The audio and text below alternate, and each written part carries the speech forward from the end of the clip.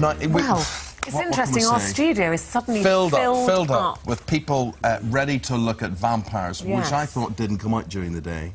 They don't normally, but they have especially for us. But then you don't always know they're vampires, you see. I know there's vampire rings and things that you can have. You can get exclusion these days. We should have got one. Yeah, we're talking about the Vampire Diaries. Big business vampires this year, especially Stefan and Damon Salvatore, the brooding brothers of ITV1's The Vampire Diaries. Have a look at this. For over a century, I have lived in secret until now. I know the risk, but I have to know her. Lena, she's a dead ringer for Catherine. Take my wrist, you need more blood.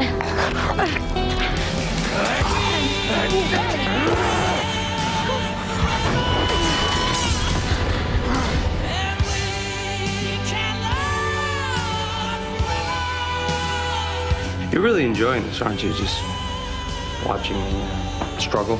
Very much so. You're like this other person. Everything's gonna be okay.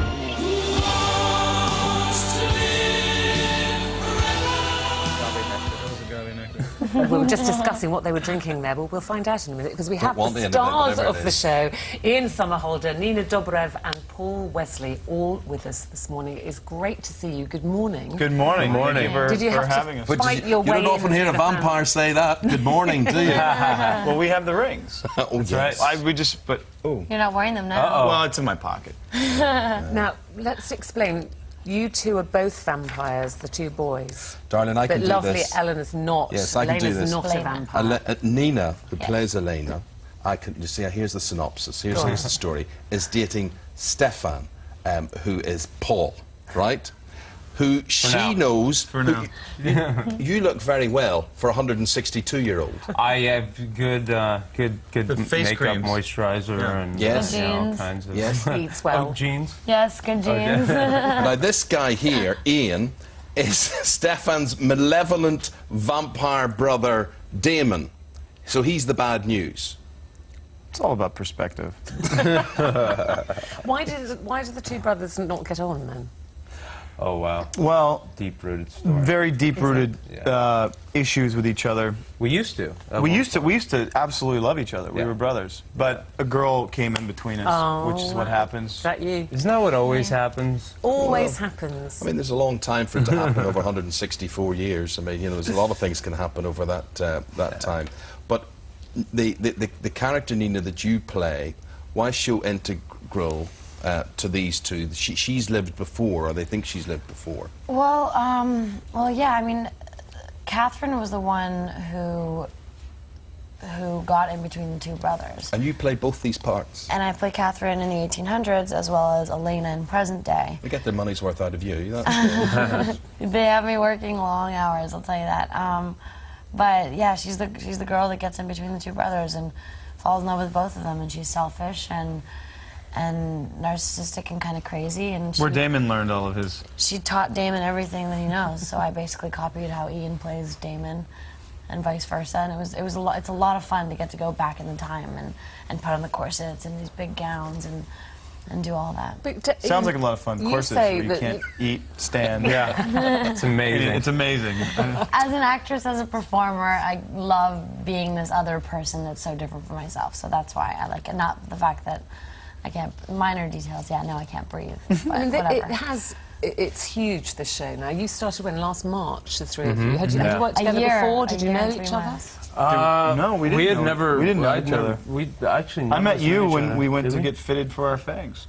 We got fitted for our fangs. You still wearing yours? I have permanent fangs. Yeah, I actually committed to the role, so I chiseled my teeth. It's the only reason. Let's have a look. Give us a smile. They're the real deal. Yeah. That's the only reason why they hired him.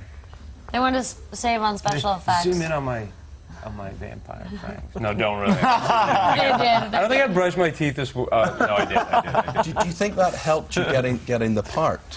I was told that they. Well, actually, I remember on set someone noticing that and being like, "Wait a minute," and are your teeth in? And so. I don't know, they could be lying. They could have just hired me for my He's just a really good actor, that's what happened. Yeah, sure.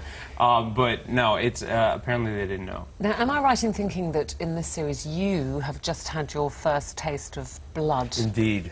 Yeah. So what do they actually use on set? What's the horrible, sickly, thick stuff that you have to drink? We're like, we use squirrel blood. And Squirrel, little kids. Yeah, Squirrel blood. Squirrel. Squirrel blood. We use nutritious, amazing things that hopefully... Now we do. Now we do. It's like a fruit smoothie or something, is it? Right. Yeah, something along those lines. But it wasn't always that way. And I remember actually, watching there's a scene. There's this one that you teasered. They accidentally put a massive corn syrup amount of corn syrup in the cup. In a glass, and I left it for him, and then he pounded it. And I was so nauseous and queasy. But this is a tribute to how committed Paul is. He was actually, and I just told him when we were driving over here, I said I would have set it down and told him to cut. Done another shot. But he was so committed. He said, "No, man, I was in it. I was really in it. And I just didn't want to." They carried on. Want to cut. But so many people are really into it. As I was saying, there's people queuing up on the street there to catch glimpses of you. Our studio's full this morning of staff and crew who want to see you. What is it with this revival, with the Twilight series and whatever, of vampires? What do you think, Ian, is the fascination? I mean, there's a couple of things. I mean, obviously, we always sort of attribute our success and appreciation by virtue of the fact that this massive box office success of Twilight happened.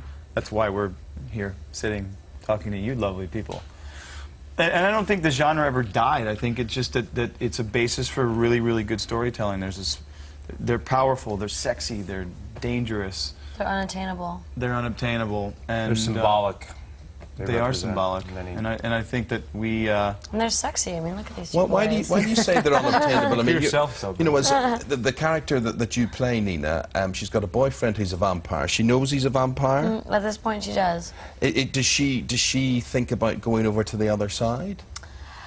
She hasn't considered that yet. No. And might I say that nor would I ever, my character would ever wish that upon her. He loves her too much, doesn't he? He loves her too much, and he sees she will live forever, will she not? She's mortal. She will grow old. You don't grow old. That's that is the sad tragedy to our romance. Yeah. That's so beautiful. And how is the whole? I mean, I was saying it's so huge now, and it's shown all over the world, and your big stars. How has that affected your lives? Are you enjoying the fame? Can you walk down the street now and go and have a coffee with a friend and not in the dark be followed? Listen, the success of this show, we are so grateful for, and we are having so much fun doing it, and whatever comes in the wake of that, we welcome and appreciate, and there are little changes that comes with the territory, and if we were to sit up here and complain, I'll tell you, if it was the other way around and our show got canceled and nobody's watching it, we'd be pretty disappointed. So the fact that people we're here in London. We're very pleased you're here. Do you like London? I love London. As soon as we heard that there was an opportunity to come back, because we came a couple of months ago, we all just jumped on it. So we get to travel and see the world. And do you like our view of London? This view, real. This is incredible. This view. In New York and LA, whenever you do talk shows, it's usually a backdrop. Actually, when I walked in, I thought it was a backdrop. I thought it was a backdrop, and I was like, wait, the birds are moving. This is unbelievable. It's all very good. Do you ever also?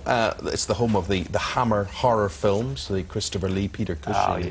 Vampires and Dr. Helsing and all that sort of thing. Have you ever seen those movies? Yeah, I love Christopher Lee. Yeah, those are some of the best ones. Here, it's kind of funny that we're now in this sort of vampire world when we all have our individual, not likes and dislikes, but the different tastes. I mean, again, the basis for storytelling, there's so many avenues in which vampires have taken throughout history. Yes. And from Bela Lugosi right through. Christopher Lee, I've had the privilege of interviewing him and meeting him. He is a huge, tall man. He's must be 6'4", 6'5". He's got this magnificent sallow look and these burning eyes. He looks a vampire, believe me. You guys look cuddly, gorgeous in comparison. He is amazing. We're cuddly? But I'm sure you are. Lots of people would say that. Don't be fooled. Don't be fooled, Damon. It's been a delight seeing you. We're surrounded with garlic. Don't try anything. And I know there is going to be series 2, isn't there? So that's good. We know that that's good. It's all continuing. We won't ask you what happens. Thank you. Thank you very much. Thank you, guys. Diaries, ITV2, Tuesday at 9 p.m. Here's the competition, £25,000. Have a go.